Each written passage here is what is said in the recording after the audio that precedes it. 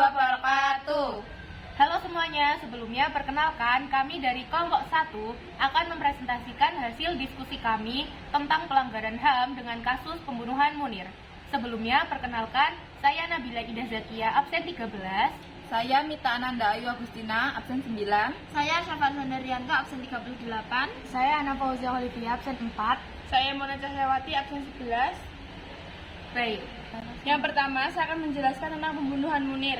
Pembunuhan Munir terjadi pada 7 September 2004 dan menjadi salah satu kasus pelanggaran HAM yang paling dikenal di negara ini. Munir meninggal dunia dalam penerbangan dari Jakarta menuju Amsterdam setelah diracun dengan arsenik. Kematiannya menimbulkan gelombang protes dan menjadi simbol perjuangan melawan impunitas dan pelanggaran HAM Indonesia. Latar belakang Munir. Munir dikenal sebagai aktivis yang vokal dalam mengkritik pelanggaran HAM, terutama yang terkait dengan operasi militer di Aceh dan Papua, serta kasus pelanggaran HAM lainnya selama era Orde Baru.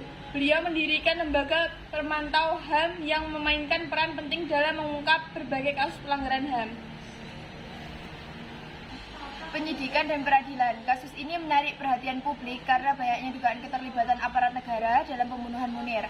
Meskipun beberapa orang, termasuk pilot Garuda Indonesia, dijatuhi hukuman penjara, banyak yang merasa bahwa otak utama di balik pembunuhan ini belum diadili. Penyidikan terhadap keterlibatan Badan Intelijen Negara atau BIN juga menemui banyak hambatan, menunjukkan adanya masalah dalam penegakan hukum dan transparansi di Indonesia. Respon pemerintah Indonesia di bawah tekanan internasional dan domestik melakukan berbagai langkah untuk mengusut kasus ini.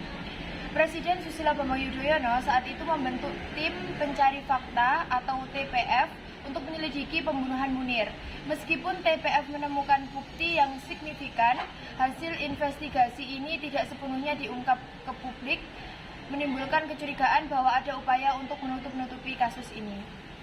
Kasih terhadap HAM. Kasus Munir menjadi simbol dari perjuangan melawan pelanggaran HAM di Indonesia dan memperlihatkan tantangan besar dalam menegakkan keadilan, terutama ketika pelanggaran tersebut melibatkan aparat negara. Kematian Munir juga menunjukkan risiko yang dihadapi oleh para aktivis HAM di Indonesia yang seringkali menjadi sasaran kekerasan dan intimidasi. Pandangan kami, ketidakadilan dan impunitas. Pembunuhan Munir mencerminkan masalah serius dalam sistem hukum Indonesia, di mana pelaku pelanggaran HAM seringkali tidak dihukum. Meskipun ada upaya dari pemerintah untuk menyelesaikan kasus ini, hasilnya masih jauh dari memuaskan.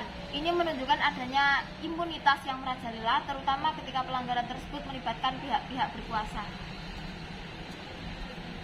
Kemudian adapun peran masyarakat sipil, yaitu tekanan dari masyarakat sipil, termasuk organisasi HAM, media, dan komunitas internasional, memainkan peran penting dalam menjaga kasus ini tetap di mata publik.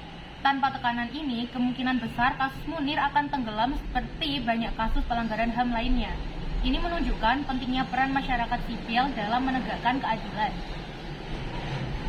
Kemudian, perlunya reformasi institusional, yaitu kasus ini menyoroti perlunya reformasi yang mendalam dalam institusi-institusi yang terkait dengan penegakan hukum dan keamanan di Indonesia. Tanpa reformasi akan sulit untuk mencegah terulangnya kasus serupa di masa depan. Selanjutnya ada warisan Munir. Warisan Munir sebagai pejuang HAM masih hidup hingga hari ini. Namanya tetap masih simbol perlawanan terhadap ketidakadilan dan pelanggaran HAM di Indonesia. Keberanian dan dedikasi Munir menjadi inspirasi bagi banyak orang untuk terus memperjuangkan HAM, meskipun menghadapi resiko besar. Kesimpulannya yaitu kasus pembunuhan Munir adalah cerminan dari tantangan besar yang dihadapi Indonesia dalam menegakkan keadilan dan hak asasi manusia. Meskipun sudah hampir 2 dekade berlalu, kasus ini masih relevan dan menjadi pengingat bahwa perjuangan untuk keadilan harus terus berlanjut.